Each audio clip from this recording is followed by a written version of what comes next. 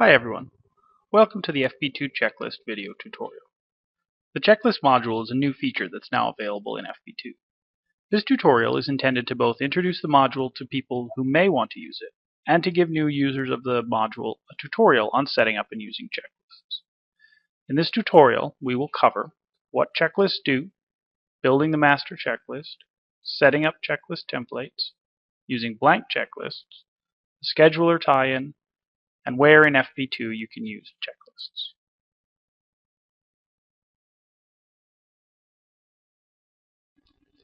The checklist module lets you do three things: set up a checklist with a checklist template, print out blank copies of the checklist, and attach the results of the checklist to records in FP2. You don't always have to use the printed checklist either. You can enter the results of the checklist straight into FP2 using a laptop or tablet PC. In FP2, checklists can work as standalone records, or they can be attached to other records, like inventory items or training reports. You can also use the new Scheduler module to set up recurring checklists, ensuring that you stay up to date on regular tasks.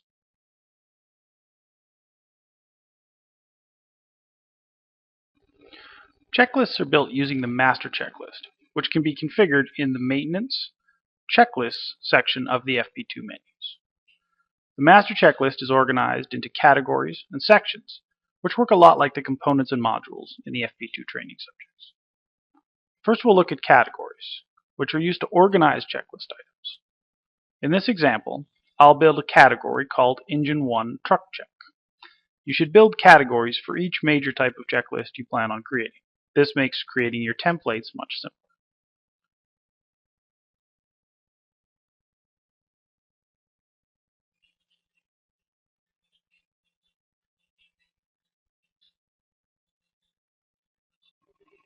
After you've built a category, you're ready to move on to sections.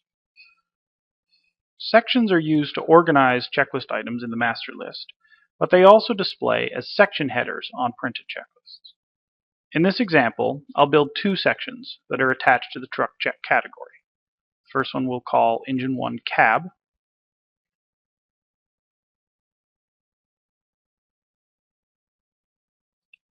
and the second we'll call Engine 1 Compartment 1.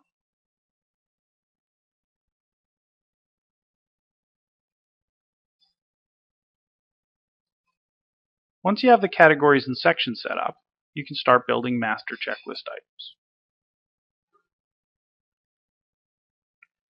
Each master checklist item can be attached to a section and ordered within that section.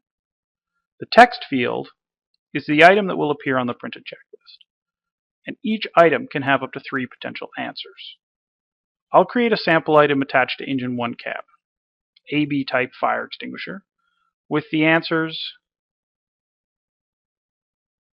in green, tap bottom, and replaced.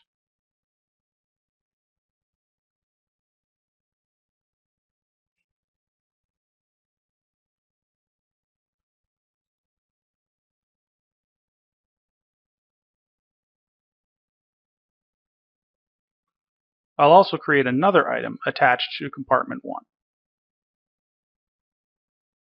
This one we'll call 1.5 inch nozzle, with the answers NA, no, and yes. If I were creating a full truck checklist, we would add all the other items at this point, but for this example, we'll just leave things here.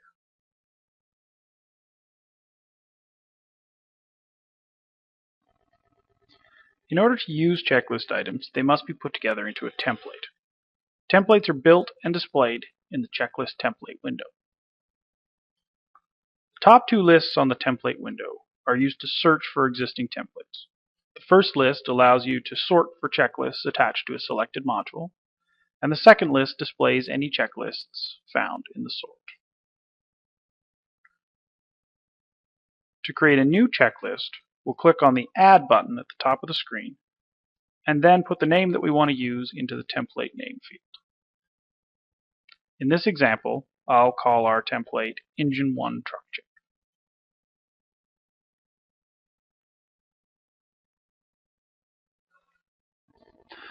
Next, we want to drag the checklist items or sections that we want from the master list on the left to the checklist template on the right. we can see that the categories and sections, as well as template items that we created already, appear here, so we can pick which sections we want to pull over.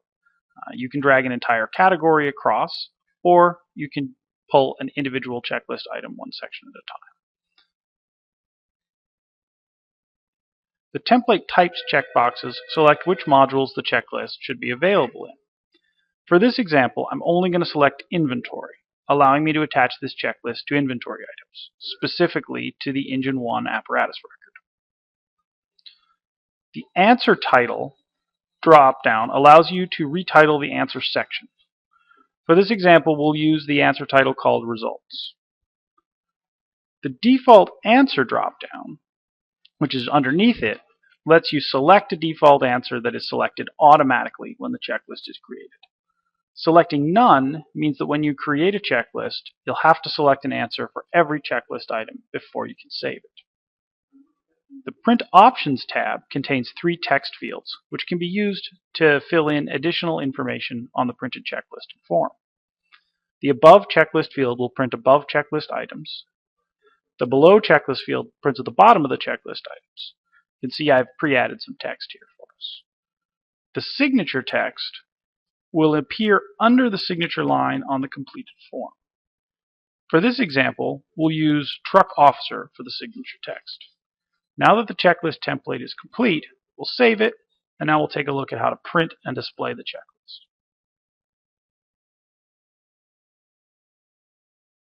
There are several ways to use blank checklists once the templates have been set up.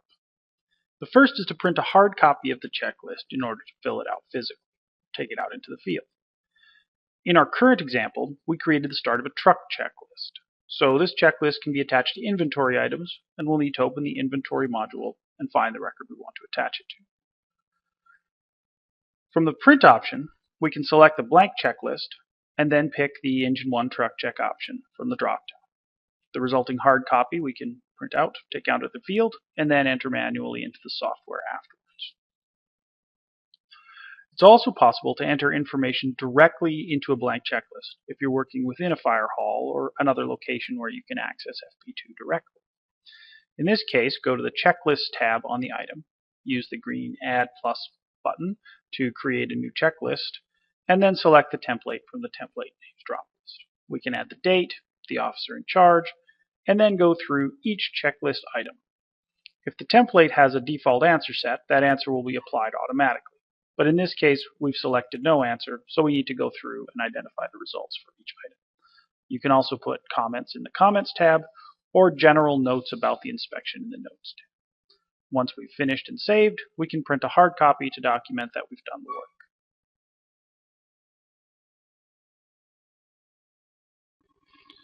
The FP2 Scheduler tool can be used in conjunction with checklists in order to ensure that recurring tasks are performed on schedule.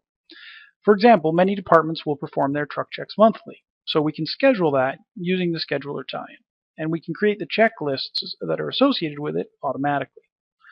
To create a linked schedule, go to the Inventory item, open the Checklist tab, and the Schedule subtab. We can create a new check schedule, and in this one I'll call it Engine 1 Truck Check, and we'll assign this item to occur on the last Thursday of every month. Starting December 27th. We'll also set a checklist default of the Engine 1 Truck Check template. Now, when I look at the General tab, I can pull up the Show Scheduled Items option, put in a date range that I want, and the checklists will be created automatically. Double-clicking on one of these checklists will open the relevant template and allow me to fill out my checklist information, essentially pre-creating all my scheduled checks automatically. In addition to the Checklist tab, you can also go to the Scheduler. The Scheduler will show any scheduled checklists, and on the Scheduled Items tab, you can search for a particular date range and bring up all your scheduled items. Double-clicking on one of those items will also bring up the checklist itself, pre-creating it for you.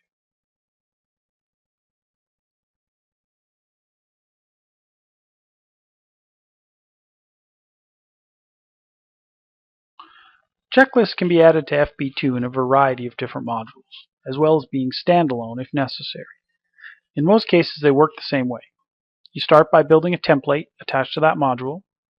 You print a blank copy of the checklist from the print button at the top of the record, and then you document the results of the checklist by adding a checklist record. In some modules, there are additional features or types of checklists, so we'll quickly go over the different modules where you can attach a checklist and discuss common uses for those checklists. Standalone checklists are commonly used for things like hall maintenance or general shift activity reports. You can print them directly from the standalone checklist list window if you would like to get a blank copy, or you can add them directly and enter the information directly into the module. Putting in notes and any additional information. Saving it will allow you to print a hard copy.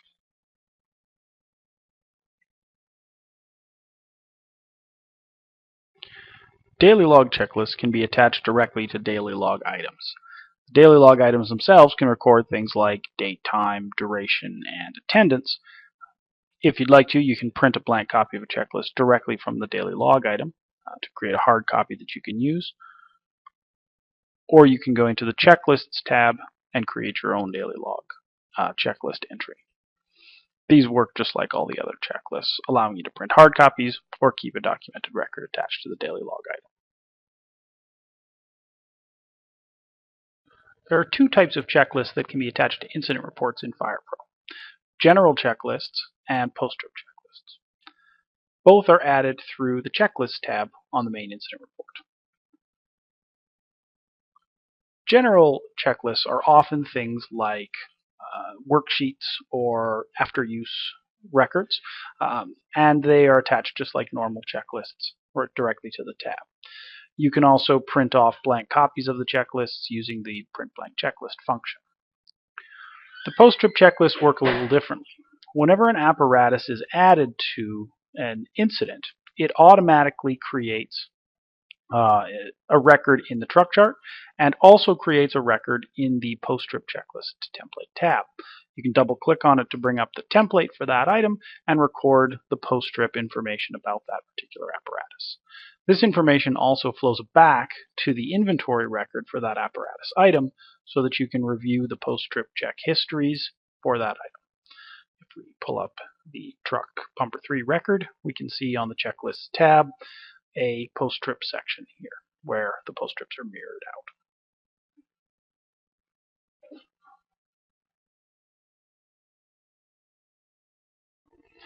Personnel checklists. Personnel checklists can be attached directly to personnel records in FirePro in the Checklist tab.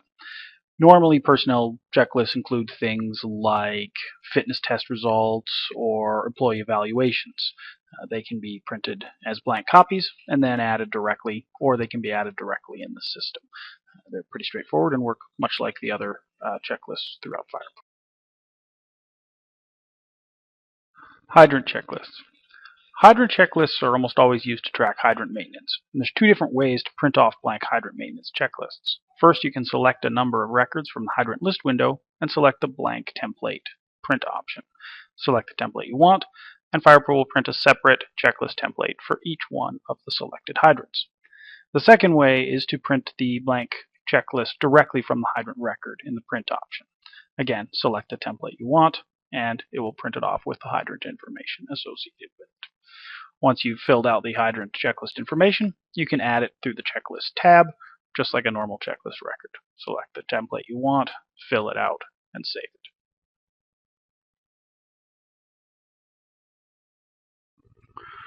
Training checklists can be attached to training records in FirePro in several different ways. The first is a standard checklist. The template can be assigned to a training record, a blank checklist can be printed out from the print function, and you can select the template you want. You can then enter the results of the checklist in the Checklist tab by creating a new record. The other way that checklists can be added to a training session is through the sign-off function. In the sign-off function, a specific checklist template is attached to a training subject. When someone signs off on the subject, you can print a blank sign-off template for that particular subject for each person that signed off. That will give you a specific activity checklist required to complete that activity. You can then document that information in the subject signed off session. Inventory checklists can be attached directly to inventory items in FirePro. Most inventory items just have standard checklists, but if an inventory item is flagged as an apparatus record like this one is, there'll be two tabs, one for the general checklist and one for post-trip. You can print the checklist using the print blank checklist option, selecting the template just like you normally would, and you can add a new checklist using the green plus button in the general tab.